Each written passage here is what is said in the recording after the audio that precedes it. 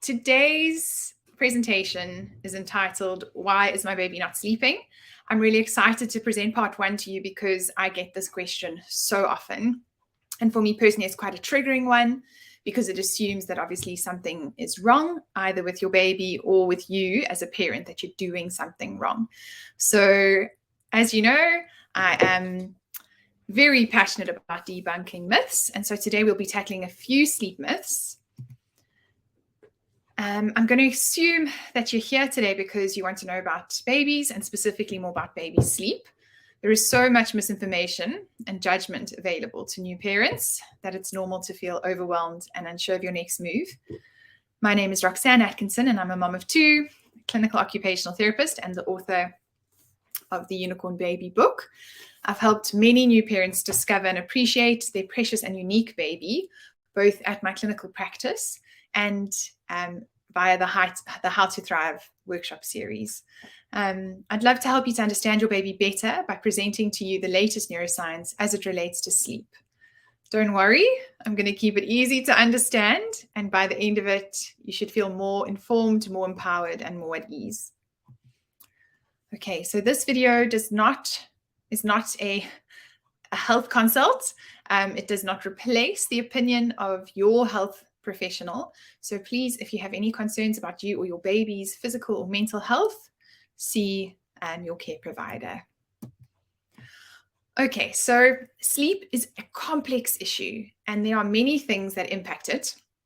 Today's presentation, I'm really zoning in on the top hunger, sleep hunger, but you'll see that there are other hungers that impact sleep, like food hunger, sensory hunger, and social hunger. I just want to point out to you how clever the design is, that in terms of a mother's body, the mother's body provides a new baby all four of these. The food hunger, whether you breast or bottle feeding in your arms, the sensory hunger, your smell, and the sound of your voice, what the baby can see. Sleep hunger, you're the best place for your baby to go to sleep. And of course, social hunger, you're giving them all kinds of emotional attachment and attunement. So I'm not saying that this presentation is going to give you all you need to know, but I just want to zoom in here and let you know this is where we're going towards sleep hunger.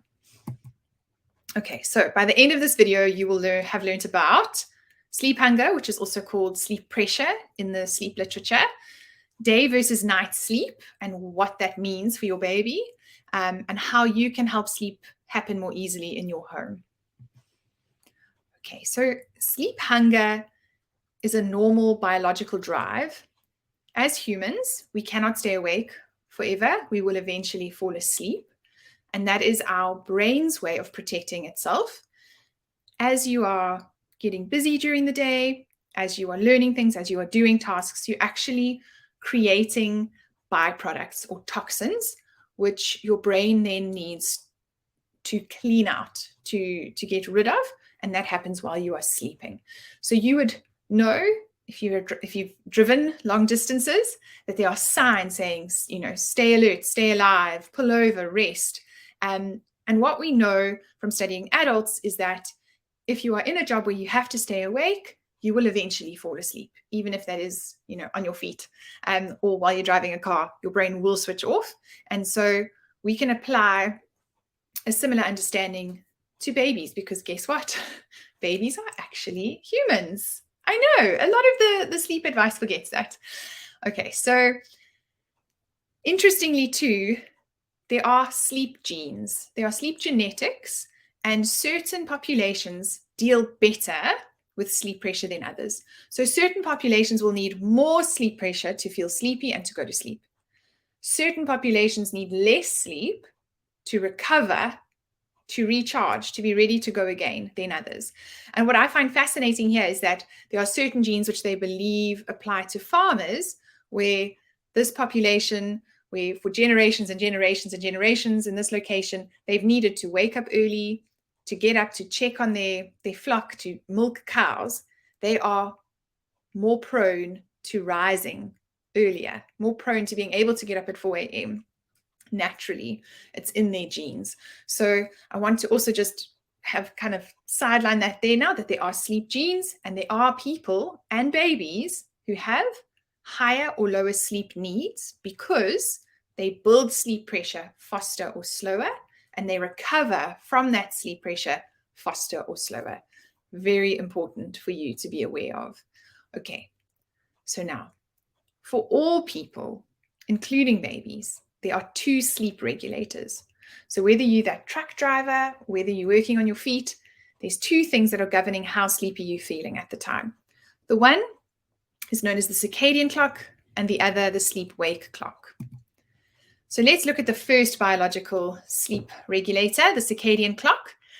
You may remember this from biology, but sunlight enters the eyes, it travels along the optic nerve to the midbrain, where you'll see there's a circadian clock housed in the hypothalamus. And what the hypothalamus does is it translates this information into brain chemicals. So there are certain chemicals that make us feel sleepy. Some of you may have heard of them. One is melatonin. And when we notice that the sun or the light is dimming down, it's diminishing, our melatonin levels rise and we feel sleepy and we want to go to sleep. And our melatonin levels are usually the highest the hour after it's gotten dark. So the hour after sunset is when we would feel the most sleepy, based purely on the circadian clock and nothing else. Okay? So you must remember that for your baby, they have been in a dark womb. So they have not been exposed to light yet. They do not have this mechanism of action in place. So your baby needs to be exposed to light during the day and dark at night to synchronize, to get used to them being alive in the outside world. So this is what it would look like. It takes 0 to 4 weeks for the circadian clock to establish. And in that time, they don't know what is day and what is night. And so their sleep looks like this. They build sleep pressure, they're getting tired, they have a sleep, they're waking up, they're going to sleep, they're waking up, they're going to sleep. And pretty much sometimes you're not even sure if they're awake or asleep. They move between the 2 states so quickly and so easily. And that is because their little brains are so immature that something for us that might not seem like a big deal, like maybe a little cuddle and a little chat, could actually help them reach the sleep pressure that they needed to take a nap. And then they'll take their little nap. Okay.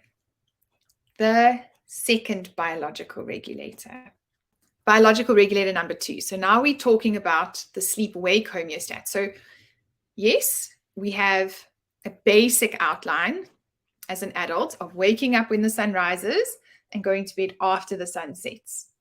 But you will know as an adult that what you do during the day changes how tired you feel and how much sleep you need to recover. So if you run a marathon, you're probably going to get to bed before that 11 p.m. bedtime, versus if you have been maybe, sitting around watching TV, you can probably push it later towards midnight or 1 and still feel okay the next morning. Now, I also just want to say that there is a 2-week rule when it comes to these biological regulators. So what that means is if you were to get on a plane now and fly into a different time zone, it would take you 2 weeks to fully acclimatize yourself to those changes. As in, your brain wouldn't suddenly, because you flew and because the light is different and because the sleep pressure was different, or suddenly you'd be on a totally different schedule from day 1. It would be gradual, and it would take up to 2 weeks for your brain to kind of resynchronize itself. So any changes that you make in your baby's schedule or your baby's life, they are not going to show up necessarily into night sleep. Okay, so this is what healthy sleep looks like from about 4 months. This is a child who's been around the sunlight. Their circadian clock is established. They are getting out during the day. And what you can see is they're having little cat naps or naps, whatever you want to call them. Is there actually no such thing as a cat nap? No nap is better than any other nap. They just last for longer and shorter periods. And again, some people need a longer nap to achieve the same amount of cleaning, the same amount of detoxing. Okay, so your baby's sleeping, having a little cat nap. Sorry, your baby's playing, learning with you, feeding, bathing, doing its thing, having a little nap all through the day. But what I want you to notice is they're not zeroing out their sleep pressure. So they're not landing up back at baseline after each nap, which was more like the 0 to 4 week journey. By the time that it's bedtime, their sleep pressure is incredibly high, and you can see that they have a long, solid block of sleep, which is really where that like big clean is happening. And then from that point throughout the night, they are waking and going back to sleep, but their awake periods are not very long, and they are being seen to. Maybe they are checking in to get warm, maybe they're needing a feed, maybe they are needing an extra blanket, maybe they are needing, just to be rolled over, whatever it is. But nights and day are looking different, right? Days are mostly out of the bedroom, nights are mostly in the bedroom. Okay, so this is another way of looking at it. The other question I get asked a lot is, what is normal? So normal is a continuum, and it's normal for babies to wake 2 to 6 times per night, and that slowly reduces through toddlerhood and early childhood. It is characterized by a baby and child that both can go back to sleep quickly and easily after each waking. And usually the way that the baby is put back to sleep is through dialing down. Dialing down is a concept of giving your baby what they need in that moment to help their nervous system move away from fight and flight towards rest and digest. So rest and digest sounds like what it is: sucking, feeding, dummies, fingers, whatever it is, being on your chest, whatever it is that makes their nervous system calm down. Okay. And it's characterized by also very little distress. If you were sleeping over at this house, you might hear the baby wake, but it's not going to really ruin your night at all. Excessive night waking looks different. So excessive night waking is more wakings than the 2 to 6, or poor sleep efficiency. So your baby could be waking up once at night, but they're awake for 4 hours. That would be seen as excessive night waking. Or your baby could wake up 3 times a night, but every time that they wake up, it takes you 1 hour to 2 hours to get them back to sleep. That would also be seen as excessive night waking. Okay. This is characterized by a baby and parent that struggle to return to sleep. There's lots of distress, there's lots of crying, there's prolonged periods of wakefulness, and you will know when this is happening in your home because no one will want to sleep over at your house. And as you can see, if you look at this graph, the day and the night, it doesn't look that different. It looks like the baby is kind of back to those blocks. They're awake and then they sleep, and they're awake and they're asleep, instead of days being for learning and play and nights being for resting and recovering. So in terms of babies in general, the most common problem that I see when my patients talk to me about their baby's sleep is excessive daytime sleep, or EDS. So there's lots and lots of research on this for adults, and you would know if you Google this, it's linked to insomnia. So at the base of insomnia is an adult that is out of sync with their circadian clock, and they are having disrupted sleep-wake homeostat. So generally what's happening is that during the day, they're very sleepy, and because they're very sleepy, they take naps. Now they're having too much day sleep. At night, when they want to go to bed, because they have been sleep deprived from their insomnia previously, they can't. So they either fall asleep and then wake up and are awake the whole night, which then furthers the cycle of, I'm very tired, I must take a nap today. So we know that as soon as you have too much daytime sleep and you keep resetting that sleep pressure, you're not going to have adequate sleep pressure by the nighttime, really. So you're going to end up sleeping like a 0 to 4 week old instead of a 4 month plus.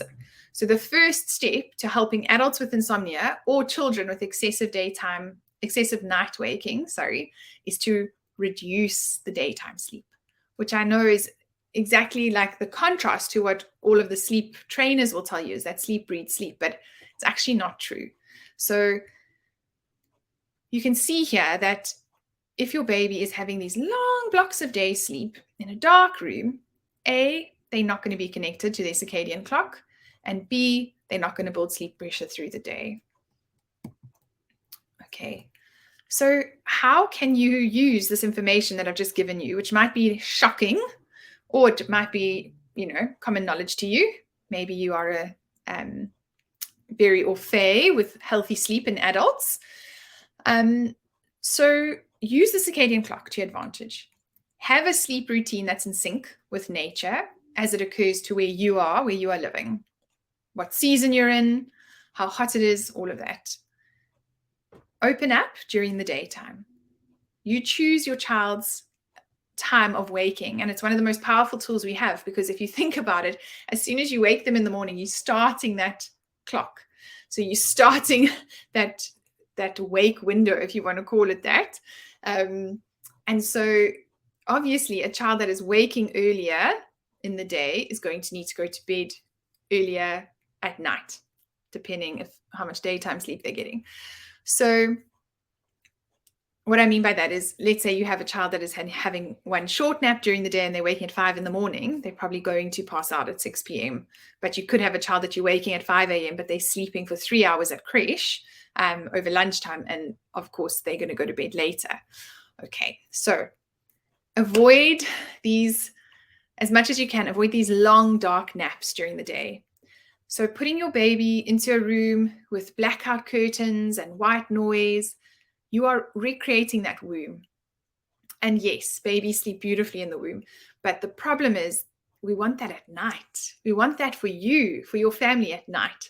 So you can create the womb at night, but not during the day. During the day, we want light, we want noise, we want smells, we want what's happening in your home to be happening. And if you need to go for a walk or fetch another child or visit a friend, I would want you to take your baby with you so that your baby gets that exposure, so that your baby's building sleep pressure. Okay, so I want you to think days are for playing and nights are for sleep. That is the crux of the matter.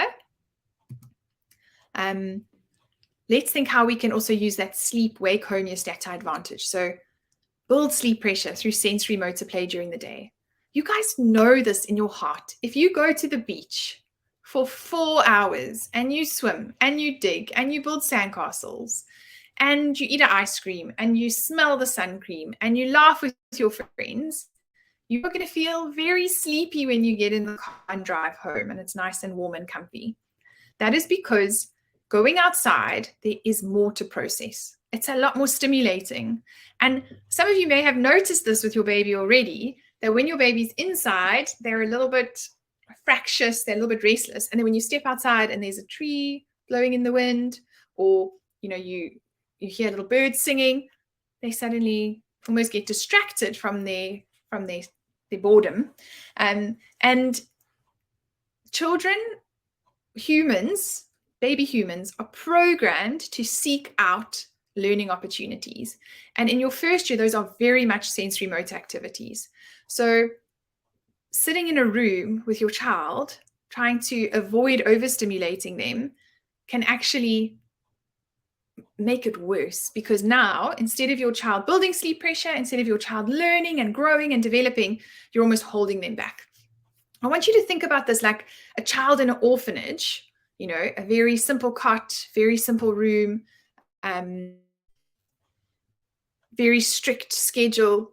We know that child is not going to develop as well as a child that has a responsive carer, that has, access to pets and people and smells and foods and places. So that is something that's really easy for you to give to your child. And I'm telling you that those things support healthy sleep. So you don't have to avoid them to get your day naps in. The other thing that you have the benefit of being the parent is that you can choose bedtime. And if you want bedtime to look a little bit different in your home, it can. What I mean about that is a lot of families feel this pressure to get their baby in bed by 6:30. So they do they kind of rush home and they do supper, bath, story, bed by 6:30. And then they stay with their baby for 2-3 hours. And there is frustration And there is, I mean, maybe best case scenario, there's connection, but often there's a lot of frustration because the adults feel like we're trying to get you to bed so that we have time together. But that's almost a fallacy, because that baby at Hopper 6 is not ready to go to bed. They've still got other hungers that haven't been met during the day. And so what has helped a lot of parents get better sleep is that they decide, you know what, Hopper 6 is too early. So we are going to just do our thing as a family, which would happen anyway if you had subsequent kids. We are going to make supper. We're going to go for a walk. We're going to phone Granny on Skype. We're going to, I don't know, catch up, do back-tickles, whatever it is. And then our bedtime, our family bedtime, when the house goes quiet, is going to be 9 p.m. or it's going to be 10 p.m. And what that gives the family is that initial block of sleep, which is usually deeper and more solid, is when everyone is sleeping. So let's say from 9 until 1 or 10 until 2 or 10 until 3 in the morning, the house is quiet, everyone's asleep. As opposed to parents who are putting their baby down at 6:30, and let's say best case scenario, that baby is out for 4 hours. Just as you going to bed at 10 or 11, that baby's starting to wake. They've had their block. So you really want to try synchronize as far as possible your sleep needs. Okay. I also want you to think about the plans that you're making in a responsive way, not a rigid way, because the hard part about babies is that they are changing. So their sleep needs are growing or diminishing depending on what they're going through. So if they are ill, for example, if they're sick, they're going to build toxicity quicker. It's going to take them longer to detox. They're going to sleep more, right? And sometimes that can mess up the whole cycle, even once they're better. If your baby makes, time goes by, and they're no longer 9 months, they're now 11 months, they might drop a nap. They might not need that much day sleep anymore. So you really do need to be responsive and read the cues and see what's happening. You can't rely on somebody else's chart that they made up. Now, the most important thing is that your goal is not actually to get your baby to sleep. Surprise! Your goal is to build trust, to form a strong bond, and to have joyful experiences with your baby surrounding bedtime, surrounding sleep, surrounding life. Because the older babies that I see too are babies who have not had trust. They have insecure attachment. They do not feel joy about going to bed because it has not been a positive experience for them. Their parents have tried to control their sleep. And guys, your baby is not manipulating you. Like I said to you, when you are driving and you are tired and you want to go to sleep, you're not going to try to avoid it. Babies aren't trying to avoid going to sleep to mess with you, to get under your skin. They just might be having trouble falling asleep. And there are so many things that can impact it. I cover them in more detail in my book. But basically, as you would know, even if you have got a good relationship with sleep and you have every intention of getting to sleep, sometimes there are mosquitoes. Sometimes your feet are cold. Sometimes the person, bumps the bed and it wakes you up. So try as much as you can to invest your money and your energy in building these goals, because healthy sleep will follow. But if there is tension around bedtime, healthy sleep is not going to follow. This is what you can control. So if you're feeling lost, if you're feeling like this is not what I pictured, this is not what I imagined, this is not the people I followed on social media, just know that you can decide where your baby sleeps. You can decide on the room. You can decide on the wall color of that room. You can decide on the temperature that you want to make that room. You can also decide whom they sleep with. So, there's such lovely resources in terms of just prepare to co-sleep, because 80% of the world ends up co-sleeping, but the 20% who don't prepare for it or who have never seen it, they often land up in dangerous situations, like falling asleep on their feet or falling asleep in a chair or falling asleep on the couch. So I would rather you set yourselves up with your plan A, which may be baby in the cot in a different room, and your plan B, which is baby next to me in the bed, or baby in a Moses basket between us. And you can change your mind. You can have many plans, and that is okay. So you also have control over what time they wake up in the morning, whether you sleep with or without them, what they sleep in. I just want to make a note here that if your baby sleeps with you, with another person, why it is seen as very neuroprotective is that they are warmer. But in saying that, most of the products that are designed for baby sleep are designed with the idea in mind that the baby is going to be sleeping in their own bed.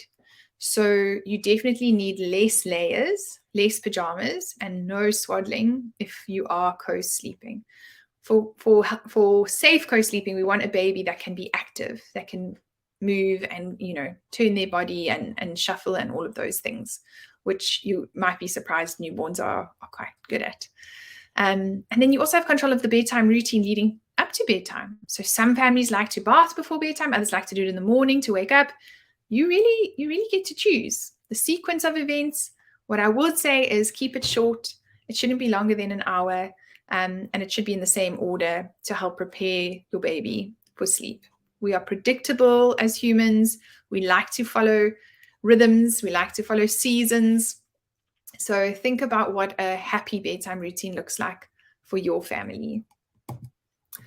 And then these are all the things that you can't control, unfortunately. So yeah, what time your baby actually falls asleep. So you might start bedtime, want it to only last an hour, and they don't fall asleep that night. That's okay. That's okay. Maybe we need to change something. Maybe we don't. Maybe it's just a once off. You also can't control how long they will sleep for, or if they will or won't wake up during the night. You can't control their age or their stage. If their sleep is being interrupted due to things like illnesses or teething, dreams and nightmares, when they start to gain language and they start to gain pretend play skills, the dreams and nightmares can be quite prolific. Practicing skills in their sleep. So you might not know, but if a baby is learning to talk or crawl, they often do this while they're asleep, which can really throw you off because you might hear them shout, "Mama!"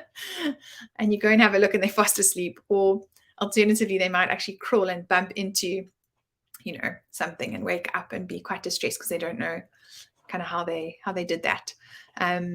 Separation anxiety, I feel like that's a whole nother talk, but yes, separation anxiety is real. From the moment that your child gains mobility skills, they usually are a little bit scared that you're going to leave them because they, for the first time, understand that they are separate to you, that they can move away, that you can move away, and that is terrifying because you are their mode of survival. You meet all their needs and they love you lots. And then lastly, health issues. So I do just want to make the point here that there are some health issues like airway obstruction, like enlarged tonsils, allergies, eczema, certain epilepsies that can really, really interfere with sleep. And when it's a health issue that's interfering, there's no amount of changes that you're going to make in the environment that are going to be as good as getting that health issue sorted out. So, for example, if your baby has an ear infection, there's no amount of behavioral modification that you can do that's going to help your baby sleep. You need to get that ear infection seen too. Okay, does that make sense? So what we still need to discuss in the future is how these things impact sleep, which is food hunger, social hunger, and sensory hunger. But what I'd like to do now is just cover 2 cases quickly to help you apply this. You may find, one of these cases similar to what you're going through. So the first example is a 6-month-old baby who likes to go to sleep at 6 p.m. But from 10 p.m., they wake up every 2 hours and are awake for 2 hours. During the day, they sleep long stretches in a closed-off pram, which the mom pushes into the bedroom down the end of the corridor. And if the baby wakes after 45 minutes during the day, mom will go in and nurse the baby back to sleep to get to an hour and a half nap because that's what she's been told is a good nap. Okay, so that's case 1. So if you were talking to me at the park or if you came for a consult in my practice and you told me that, I would say to you, your 6-month-old baby has got different sleep needs to when they were younger. They are now sitting, they're interested in solids, they're taking in solids. And so you need to look very carefully at those day naps. I would say, let's open that pram up It's fine to walk your baby to sleep. I got no issue with that. But let's keep the pram uncovered. Let's keep the pram in the kitchen where mom is busy making lunch. And if baby does wake up after 45 minutes, that is saying to me, I'm done. I've cleaned out, done what I need to do, and I'm ready to live some more and play some more during this daytime. So I wouldn't offer the breast to prolong a day nap, because basically what you're doing is you are reducing the sleep pressure even further, and you're encouraging your baby to kind of think that this is nighttime, because that's sort of how we behave at night. At night, it's quiet. At night, we nurse to sleep. At night, we don't make eye contact and don't say anything to our babies and all that nonsense. So yes, I would say let's not prolong the day naps. Let's get that baby into the light, and let's remember that it could take 2 weeks to reset everything. And I would also say, we need to think about protecting mom's sleep while this is happening. So where's going to make the most sense? Is a mattress on the floor with mom and babe there. Babe can move around, play with mom's hair, play with mom's face while mom is trying to get some sleep while the baby's still waking up through the night. What is going to be the most protective thing for this family? Okay. Then case number 2, a 12-month-old baby who has 2 day naps for 1.5 hours each, one in the early morning from 9 to 10, and then one from 2 to 3 in the afternoon. This baby is going to bed at 6 p.m., which is awesome, but they wake at 3 a.m. and then they're restless all the way through till they nap again at that first nap at 9 o'clock to 10:30. So if you told me that, I would think to myself, your baby has actually got a really healthy sleep rhythm going, in that they are getting the naps during the day when they need them, and they're getting this nice long block of sleep, 9 hours, right? 6 till 3. The only thing that I'd encourage is that you shift that, because wouldn't it be better for the whole family if that baby was sleeping 9 till 6 and then the naps were later? And sometimes you get to that awkward stage between 12 and 18 months where that late nap starts to interfere then with the bedtime. And then I would say, you just need to read your baby's cues. So some days they're going to take that nap and some days they're not. I think really good advice is to never spend more than 10 minutes trying to get your baby to fall asleep.